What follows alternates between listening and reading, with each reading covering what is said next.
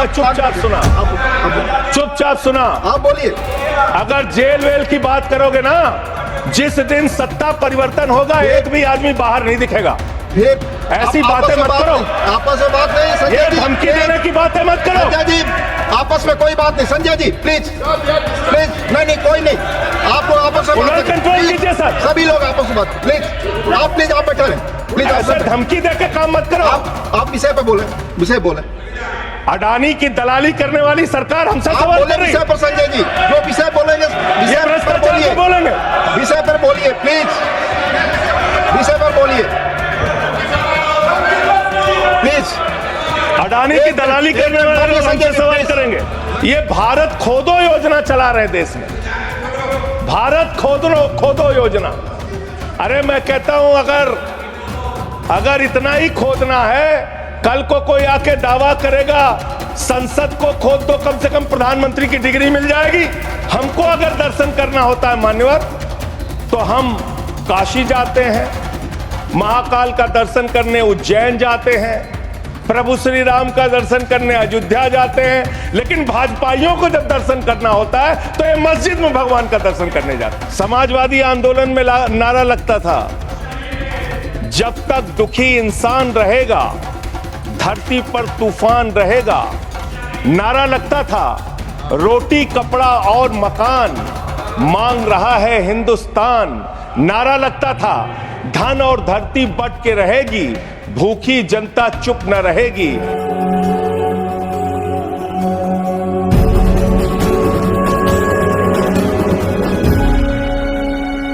नमस्कार, जय भीम, जय जोहार।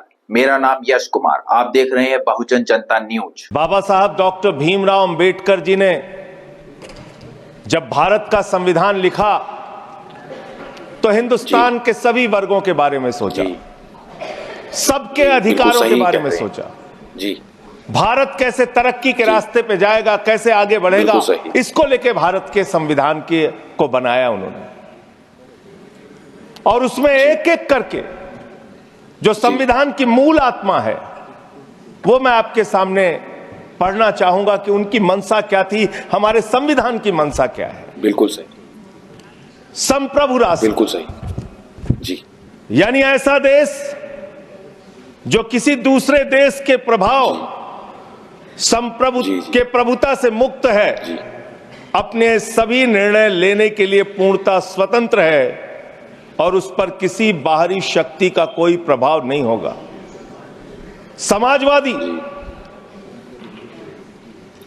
समाजवाद एक ऐसा विचारधारा है जो ये मानती है कि समाज के सभी लोगों तक संपन्नता का हिस्सा पहुंचना चाहिए।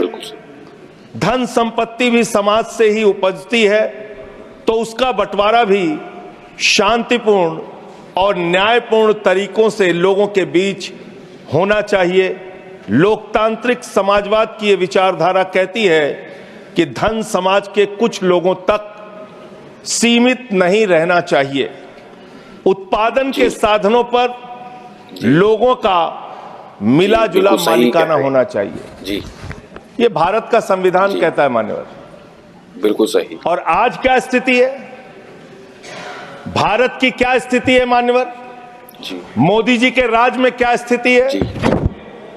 5%, देश के 5% लोगों के पास देश की 60% संपत्ति है। बिल्कुल सही। और देश के 50% लोगों के पास मात्र 3% संपत्ति है। और पिछले 2012 से लेकर अगर 21 तक का आप रिकॉर्ड इनका देखेंगे तो 40% संपत्ति 1% लोगों के पास गई है। यह है इनकी समाजवाद की विचारधारा, यह है इनकी बराबरी की सोच जी जी। यह किस तरीके से ये भारत के अंदर गैर बराबरी को जन्म दे रहे हैं। समाजवादी आंदोलन में नारा लगता था, समाजवादी आंदोलन में नारा लगता था, जब तक दुखी इंसान रहेगा धरती पर तूफान रहेगा। नारा लगता था, रोटी कपड़ा और मकान मांग रहा है हिंदुस्तान, नारा लगता था धन और धरती बट के रहेगी, भूखी जनता चुप न रहेगी। लेकिन आज भारत को इस हालत में इन्होंने पहुंचा दिया है मान्यवर, जहां पर 3% संपत्ति 50% लोगों के पास है और 5% लोगों के पास देश की 60% संपत्ति है। इसके आगे बिल्कुल हमारा संविधान कहता है सेकुलरिज्म की बात, धर्मनिरपेक्षता, जिसका खुलेआम आप विरोध कर रहे हैं। ये एक ऐसी सरकार है, हमारे प्रधानमंत्री जी भारत के संविधान पे शपथ लेकर देश के प्रधानमंत्री बने। यहां पे बैठे हुए सांसद संविधान की शपथ लेते हैं, मंत्री संविधान की शपथ लेते हैं, लेकिन संविधान में लिखी हुई बातों को नहीं मानते। धर्मनिरपेक्षता से इनको मतलब नहीं है।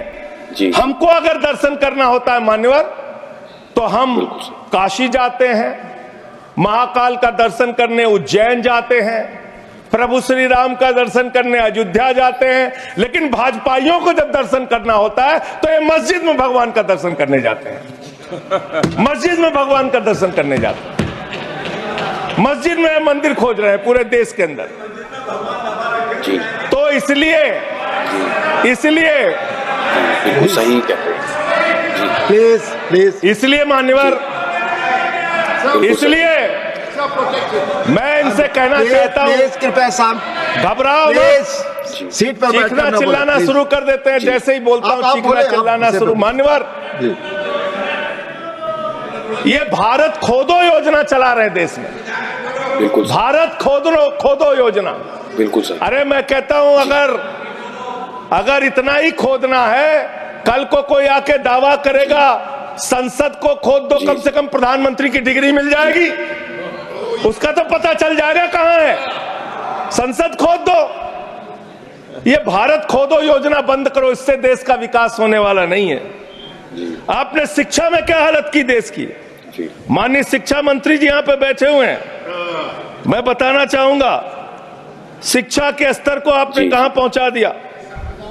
11 लाख, अरे क्या क्या यहां बोला गया मैंने खूब सुना है, आप ही लोगों से सीखा है। 11 लाख बच्चों को सरकारी स्कूल से दूर किया गया, 11 लाख बच्चों को।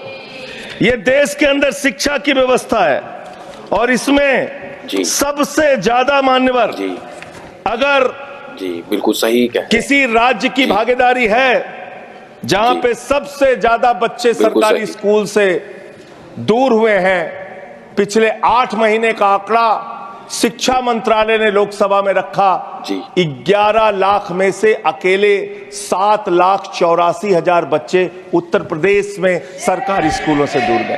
बिल्कुल सही। ये कर रहे हैं शिक्षा के नाम पे आप। बिल्कुल सही जी। देश की शिक्षा की व्यवस्था की हालत ये कर दी आपने। 63,000 बच्चे आसाम में सरकारी स्कूलों से दूर हुए। ये सरकार का आंकड़ा, मैं अपनी ओर से नहीं पढ़ रहा हूं। जब सरकार से पूछा गया शिक्षा पे कितना खर्च करते हैं, जीडीपी का कितना हिस्सा शिक्षा पे खर्च करते हैं, पिछले 3 वर्षों से भारत की सरकार जीडीपी पे 0.4% शिक्षा पे ऊपर खर्च करती है। और दिल्ली की सरकार, जहां अरविंद केजरीवाल की सरकार है, हम शिक्षा के ऊपर 25% बजट का हिस्सा खर्च करते हैं मानव। स्वास्थ्य के ऊपर दिल्ली के अंदर 13% हम खर्च करते हैं। और भारत की हमारी सरकार जो अपने आप को कहती है मोदी जी की बड़ी योजनाएं हैं, बड़ी ताकतवर सरकार है, मात्र 2% स्वास्थ्य के ऊपर खर्च करती है। जी बिल्कुल सही। ये इस देश की हकीकत है। कैसे समानता आएगी, कैसे संविधान में लिखी हुई बातों की सुरक्षा हो पाएगी? मैं दिल्ली की बात करूं, अगर एक राज्य सरकार, दिल्ली के लोगों ने भी चुना जिसको आप चलने नहीं देते, बार बार उसके ऊपर रोक लगाते हैं, लेकिन उस राज्य सरकार के काम क्या हैं वो आपको जानना बहुत जरूरी है। एक ऐसी सरकार जिसने अब देखिए टोका टोकी आप करेंगे। बोलिए ना, आप बोलिए, आप क्यों उधर बात अभी- कर जाते हैं? अभी आप ये बोलिए। लोग जब नहीं, बोल रहे थे, मैं आप चुपचाप बात- सुना। आप चुपचाप सुना। आप बोलिए। अगर जेल वेल की बात करोगे ना, जिस दिन सत्ता परिवर्तन होगा एक भी आदमी बाहर नहीं दिखेगा। फिर ऐसी आप आपस बातें में मत बात करो। नहीं, आपस में बात नहीं संजय ये जी, धमकी प्लीज। देने की बातें मत करो। संजय जी, आपस में कोई बात नहीं संजय जी, प्लीज प्लीज। नहीं कोई नहीं, आप लोग आपस में बात उधर करें। कंट्रोल प्लीज, कीजिए सर। सभी लोग आपस में बात, प्लीज आप बैठे रहें, प्लीज आप ऐसे सब बैठे। धमकी देके काम मत करो। आप विषय पे बोले, विषय बोले। अडानी की दलाली करने वाली सरकार हमसे आप सवाल बोले कर रही विषय पर संजय जी, जो विषय बोलेंगे ये विषय पर भ्रष्टाचार बोलिए, पे बोलेंगे। विषय पर बोलिए प्लीज, विषय पर बोलिए प्लीज। अडानी की दलाली करने वाले लोग हमसे सवाल करेंगे।